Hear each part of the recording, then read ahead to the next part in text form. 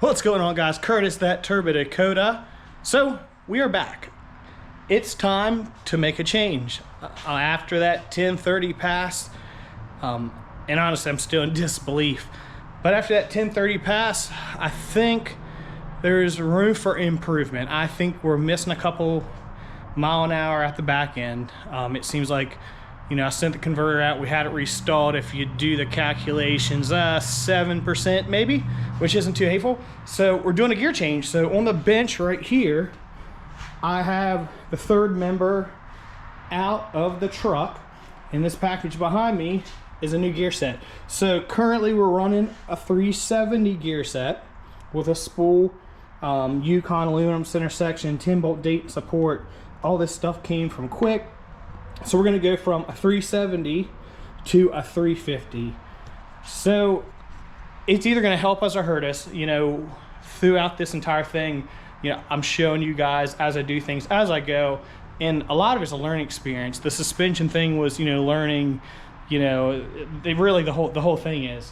So this is either gonna help us or it's gonna hurt us. I don't know, you know, there's only one way to find out. So right now, like I said, third member is on the bench. I'm gonna tear it down. I'm gonna take the pinion support out. We're gonna get the gear set out. I gotta figure out what pinion bearings I need. I'm gonna have to put a new set of pinion bearings. We'll leave the carrier bearings alone, and that's it. So let me get this thing torn down. All right, back together, fully assembled. It's about as good as it's gonna get.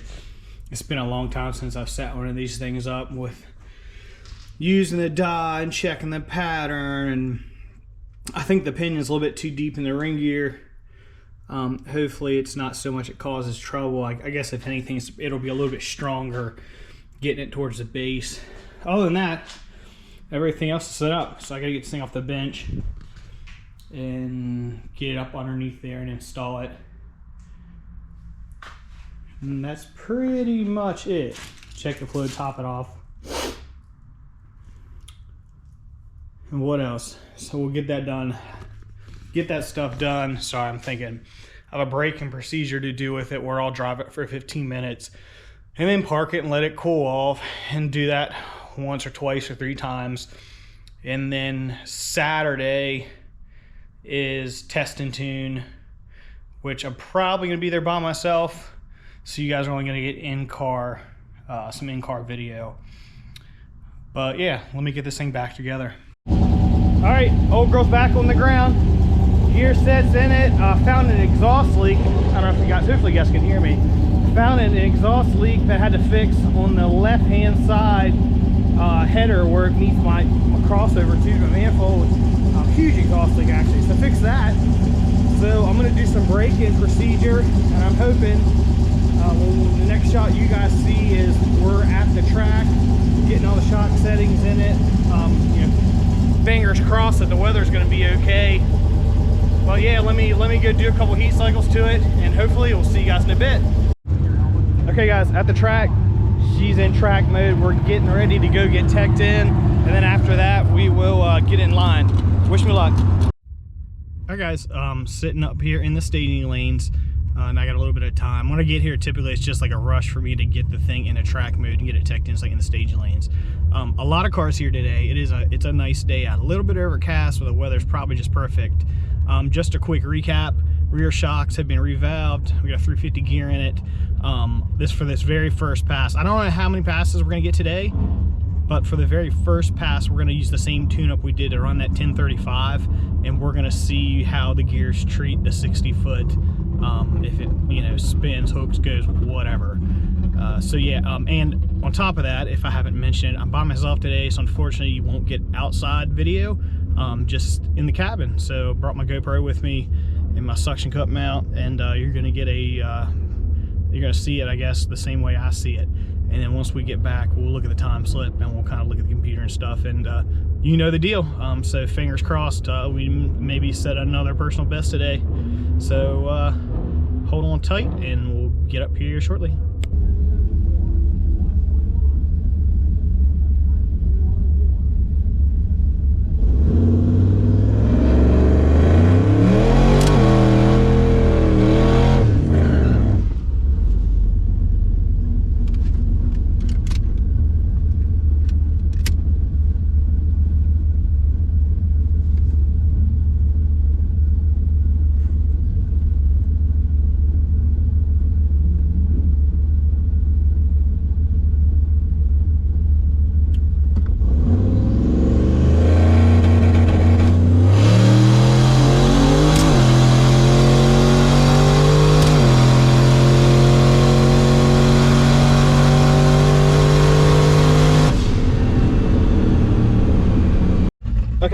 pass is done. So if you guys can see that, 1064, 127. So the good news is it didn't hit the rev limiter. I lied to you though. I actually had it turned down. So we were only making, I don't know, somewhere around 13 to 12 pounds. It kind of, and I know it's hard to see, especially with that glare. But anyway, everything looks good. It was turned down. 10.6 is nothing to be sad about, for sure. So I think what I'm gonna do is next pass, we're gonna try to leave a little bit harder, and then we're gonna turn the boost up out the back, and we'll go again, and we'll see what happens. You know, we can only get faster from here. The 60 foot was 159, so not horrible, but there's a good chance the gear slowed it down a little bit. Yeah, let me make a shock adjustment, put another tune-up in it, and I'll wait for us to get caught up again.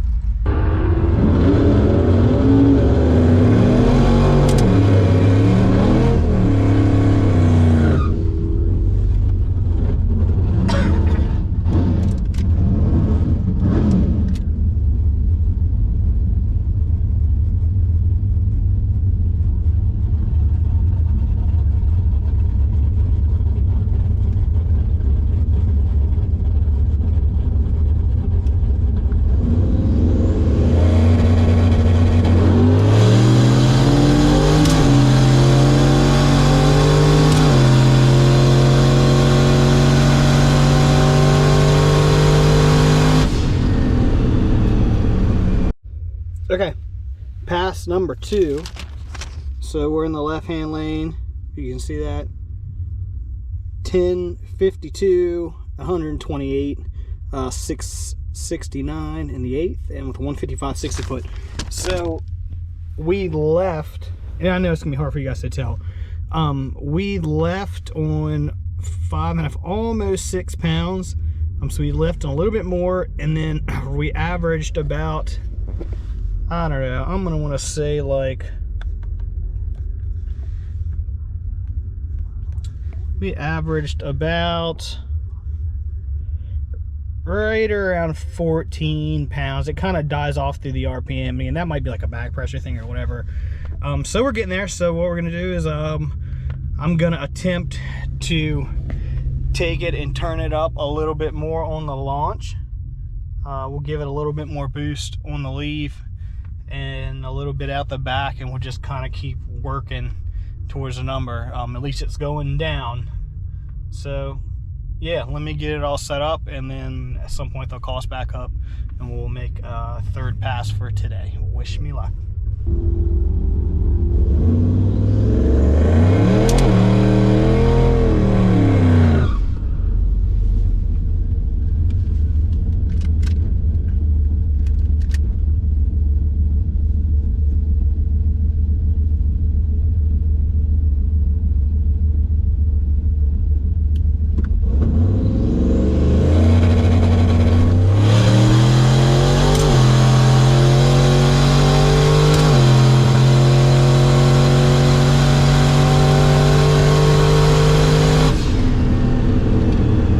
Pass 3, if you can see that, 1048 at 128.7. So I did turn it up just a little bit. 60 foot was 155. So what I'm learning is kind of what I thought is the 350 gear set just needs more to get the thing going, but the other side of that is I'm not bouncing the truck off the rev limiter anymore. So it looks like we made almost 15 pounds out the back. Like I said, it normally starts up high. It starts kind of high, and then it kind of fizzles out a little bit. But again, that could just, I mean, by the end of the run, looks like by the end of the run we're at, what are we at? 14 and a half. And this is like in third gear, right, through the RPM range. So 14 and a half the end, and I'm at 16 on the shift. So there's definitely some variance there.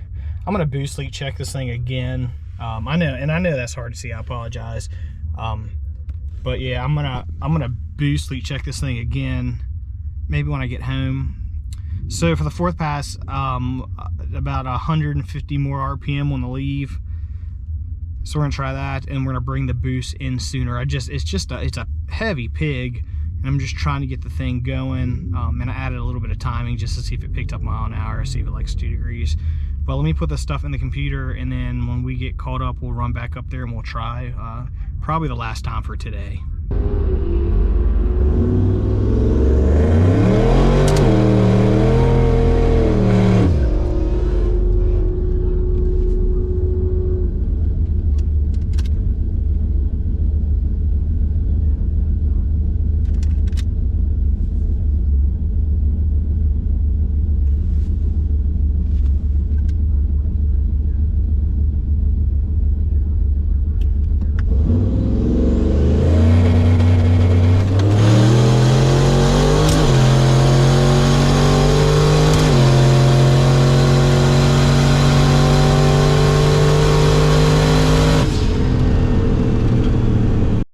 Okay guys, second best pass to date, if you can see that, 10:37 at 129.9, so almost 130 mile an hour. So I added 2 degrees of timing, didn't change the boost up top, and see how it picked up mile an hour. So it liked that 2 degrees, so we'll keep that there. Best 60 foot to date, 152. So yeah, so looks like I said, I didn't turn the boost up any, so it was still somewhere around, it probably averaged, I don't know, in third gear, which is 1-to-1, it goes down to 14 pounds at the end of the run, but it starts at 15.5, so it's averaging somewhere between 14.5 and 15. Yeah, so I want to try to get one more run in today.